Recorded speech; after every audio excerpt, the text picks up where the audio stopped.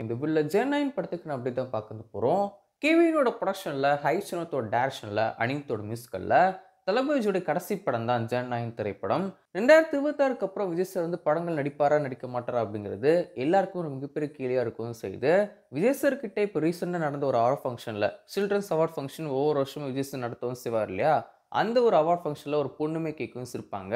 2 வருஷத்துக்கு ஒருக்காவது நீங்க ஒரு படம் வந்து நடிக்கணும் அப்படி சொல்லிட்டு அவங்க வந்து கேட்கவும் செய்யும்போது விஜய் சார் வந்து அவருக்கு வந்து ரொம்ப விருப்பமே இல்லாம ட்ரை பண்றோமா அப்படின்னு சொல்லிட்டு சின்னதா சொல்லவும் செய்வாரு. ஸோ 2026க்கு அப்புறமும் அவர் நடிக்க வருவாரா அப்படின்னு சொல்லிட்டு என்கிட்ட வந்து கேட்டீங்கன்னா, அவர் ரியாக்ஷன்லாம் வச்சு பார்க்கும்போது இனிமேல் வாய்ப்பே இல்லையோ அப்படின்னு சொல்லிட்டு தான் தோணும் செய்து.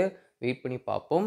இந்த வருஷம் நம்ம தளபதியோட பர்த்டேக்கு இன்னும் 4 நாள் தான் இருக்கவும் செய்யுது. இந்த வருஷம் அவரோட பர்த்டே விஷுவலா சினிமா சம்பந்தமா எந்த ஒரு அப்டேட்டுமே வராது அப்படி சொல்லிட்டு தான் அப்டேட் கிடைக்கவும் செஞ்சுச்சு. பட் நான் இப்போ 100% கன்ஃபார்ம்ங்க.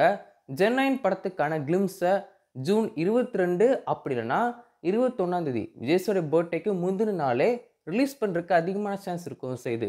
கிளிம்ஸ் வர்றது வந்து கன்ஃபார்ம் தான்.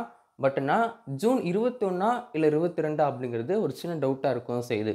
மோஸ்ட்லி 21ஆம் தேதி பிறந்த நாளுக்கு முந்தின நாள் ரிலீஸ் பண்றதுக்கு அதிகமான சான்ஸ் இருக்கவும் செய்யுது.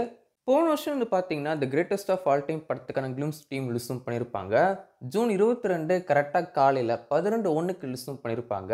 ஸோ இந்த வருஷம் வந்து பார்த்தீங்கன்னா, ஜென்9 படத்துக்கான கிளிம்ஸ டீம் ரிலீஸும் பண்ண போறாங்க.